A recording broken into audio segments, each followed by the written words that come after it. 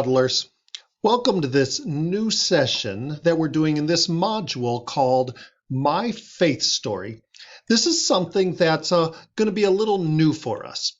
Here's what's going to happen starting today.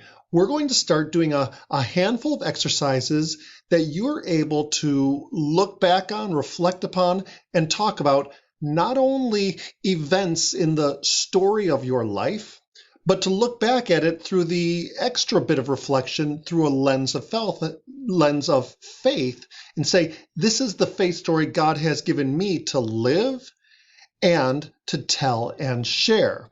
And so the end goal at the end of this ultimately will be not only within your huddle are you able to say, here's how God has shaped my life, but that you are prepared to share that with others. Let me walk you through this process just a little bit. This is going to be something a little bit new for many of us, and something that, in all honesty, you know is right, and you know would be good, but some of you may be a little nervous of it. Here's a verse that you've probably heard before. Well, on one hand, it's just the idea that everybody knows. You say, you're supposed to be able to be a witness. There isn't a Christian who has been connected with a church that doesn't know that this is a thing. Be willing to speak your faith, be a witness. That doesn't mean you're comfortable with it. That doesn't mean you do it. So that's what we are talking about here today. Here's a verse that we have. 1 Peter chapter 3. Always be prepared to give an answer to everyone who asks you to give the reason for the hope that you have. Now, first of all, this implies that your life is questionable in the best possible sense of the word. There's something about that person, right? Give the answer, and you ask the question, how often should you be prepared to give an answer? Always. To how many people should I be prepared to speak? Everyone. That if someone comes and says, what do you believe? Or, why do you believe? That's when your faith story comes in. So here's what we're going to do to prepare you for this, functionality with saying, here's what God has given me to know and to share. We're going to take 3 weeks. This week, we're going to do an exercise called Seasons of Life, the months of your life, and start with a Bible story that goes, oh yeah, stories are a connection. Next week, we're going to go through an exercise, who's at your table? We'll talk more about that next week and can further unpack our Bible story and then put it all together in week 3 with bringing the sheets from both of those exercises back, right? So don't throw out or let go of the work that you do today. They'll come back in week 3.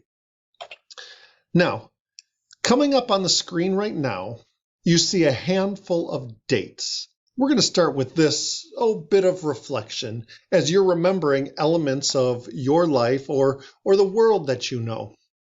For some of you, some of these dates pop up really quickly and you go, oh, I recognize some of those dates. Others of you have to think a little bit. So as a huddle right now, I want to give you just a couple minutes, not long, do it quick. 2 minutes I'm going to give you.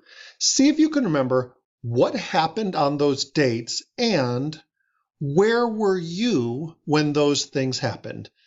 Good luck. I look forward to seeing what kind of answers you come up with. Take 2 minutes. What happened on those dates and where were you when you got the news?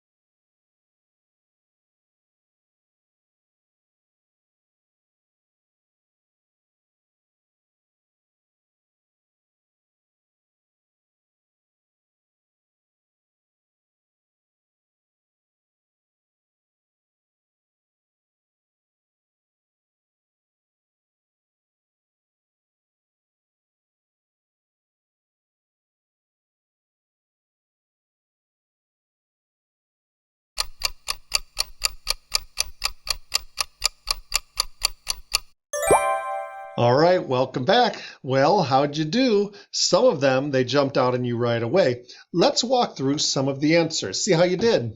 On this first date here, December 7th, 1941, this one, even if you just know history, you probably remember that date. That was the day Pearl Harbor was attacked. And the news about that spread around pretty quickly throughout our country. And you were probably, if you were alive that time, you remember going, wow. Let's go forward a little bit more. November 22nd, 1963 is the day when JFK was assassinated. And that was a gut punch of news. Let's go on. July 20th, 1969. You might remember that. That was extraordinary, truly extraordinary. That was the day man walked on the moon. You want to say, I can't even believe it. So there's a mix of these. Some of these are highs, some of these are low, because life is kind of like that. August 9th, 1974. You might know this by means of the iconic picture we have. That's the day Nixon resigned as president. Going on. January 28, 1986.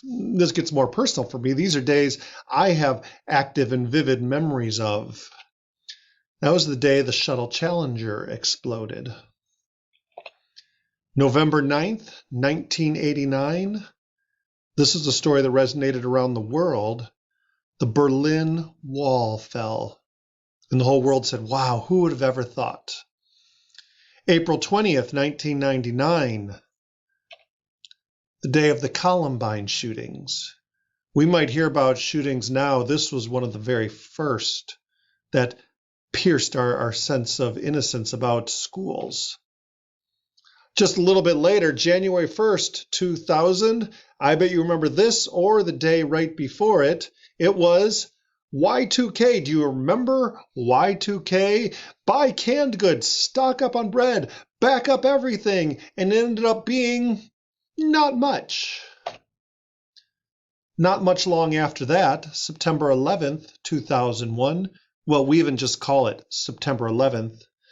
That was the day of the attacks on the World Trade Center towers, the Pentagon, and other flights being hijacked.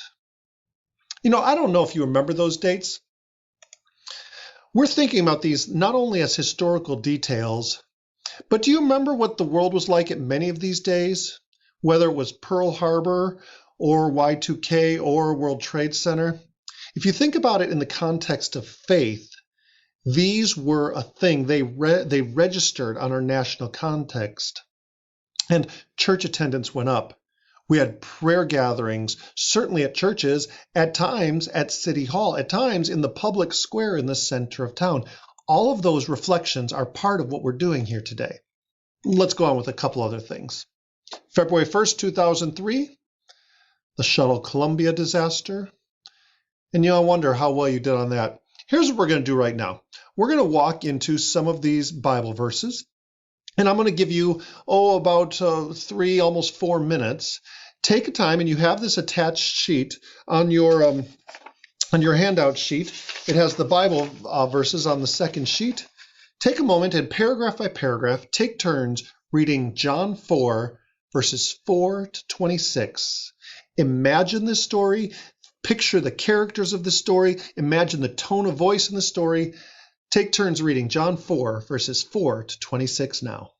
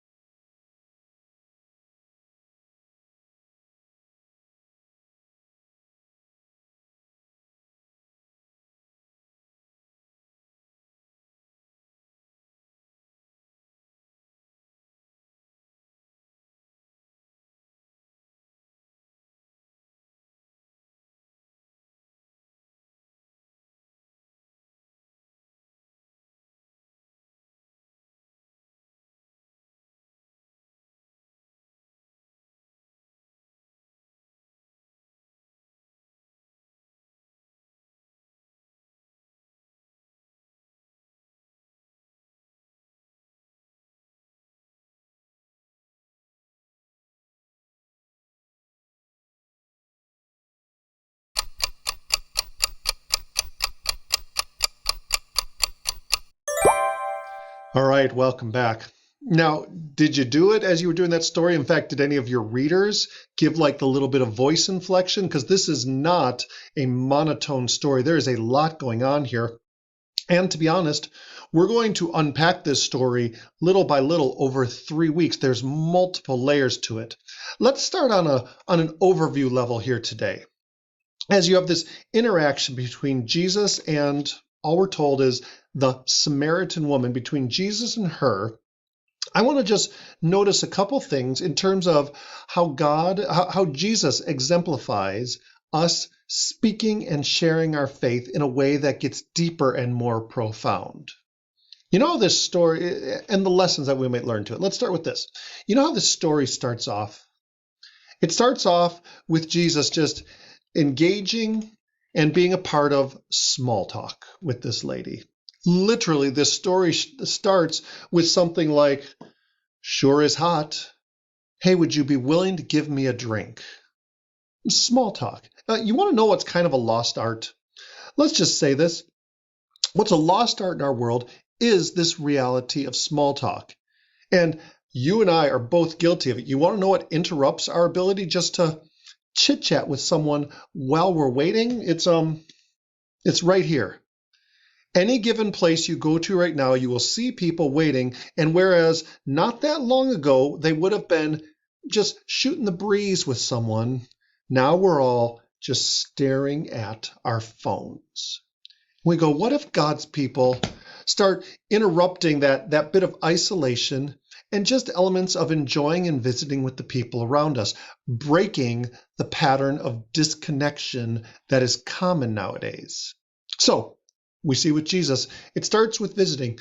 Enjoy and engage in the small talk. Secondly, resist the urge to argue. This woman gives Jesus any number of times that she says, well, let's fight about it, right? How can you ask me for a drink of water? Who do you think you are? Are you better than us? What are you talking about? Right? In this whole setting, the default with Jews and Samaritans is not a good rapport. In fact, they would blame one another for everything. Jews would go, that's just like Samaritans. Samaritans would go, those Jews. They were far more likely to spit at one another or to completely ignore one another than to have any bit of conversation. And in fact, this woman starts with the default thing. She is defensive and argumentative. But Jesus resists the invitation to argue. You don't have to attend every fight you're invited to, and somewhere perhaps we have bought into the lie that we need to weigh in on everything, that we need to opine on everything and take a position. And I'm not sure that's as true as we think it is.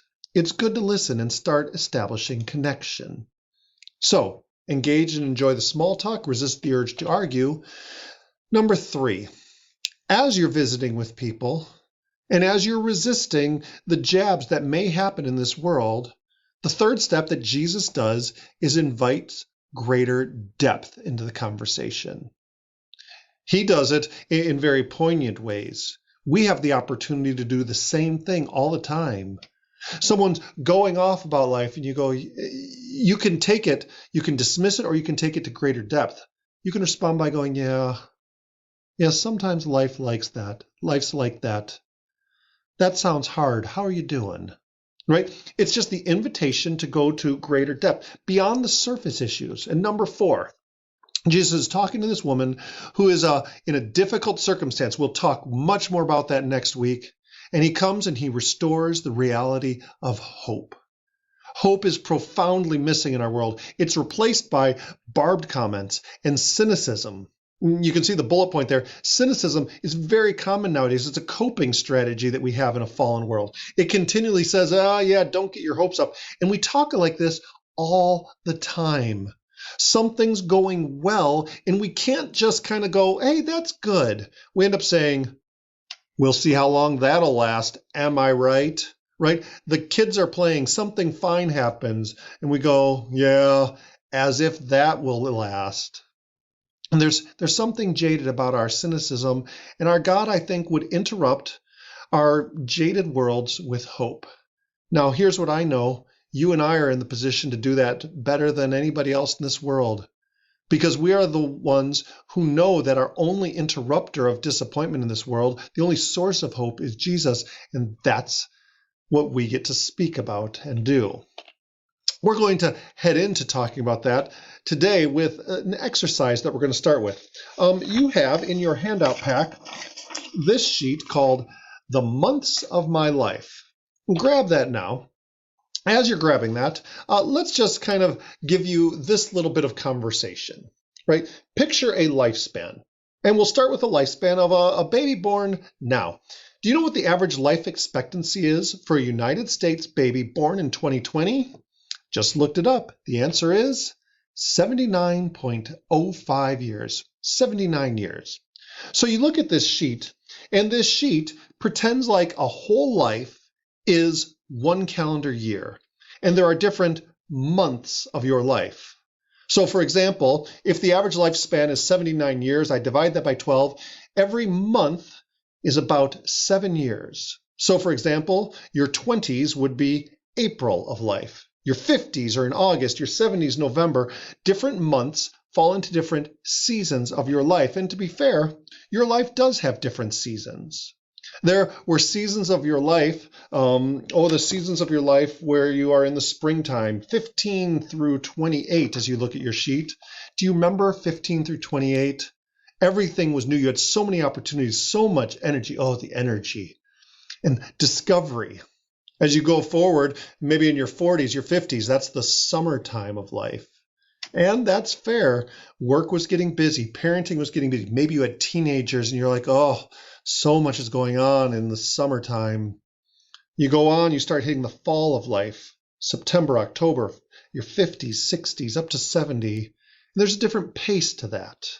You're probably better prepared to recognize beauty of life.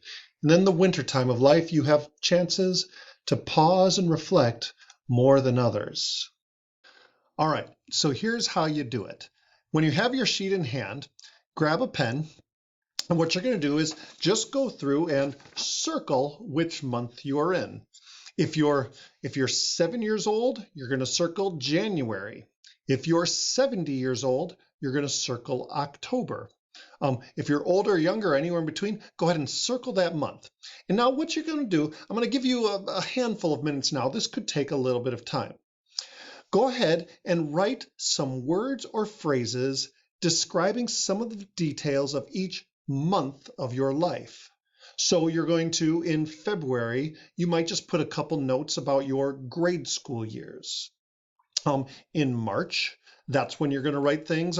Here were things that happened in high school, college. This could be details. This could be, here's the time where my family moved to Missouri. Here's the time where I switched schools.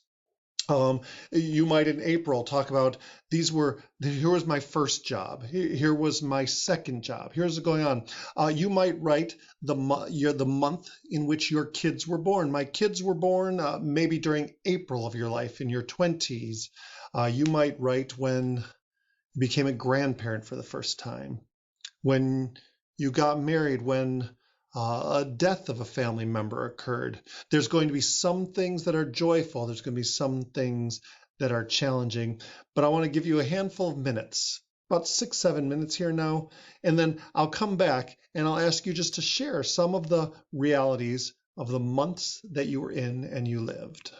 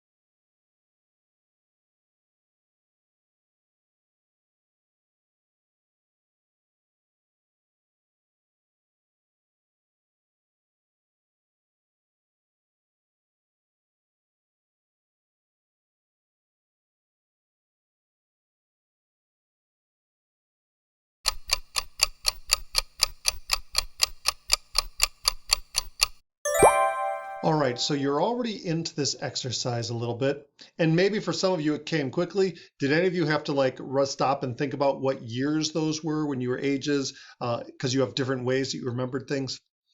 What I'd like you to do is this starts being fun in the huddles. Take a couple moments and just start sharing some of those realities of things that you did in there.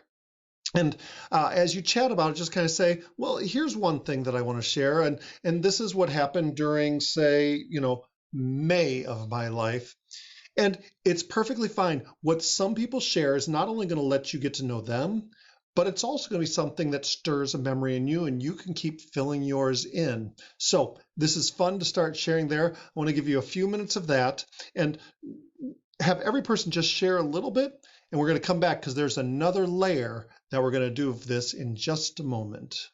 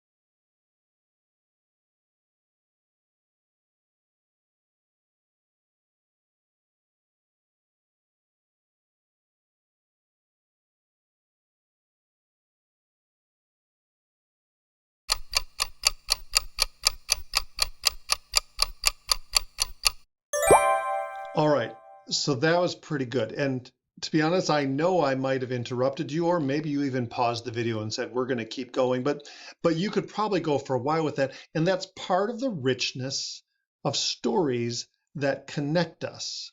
But that's not all we're going to do. There's a part two.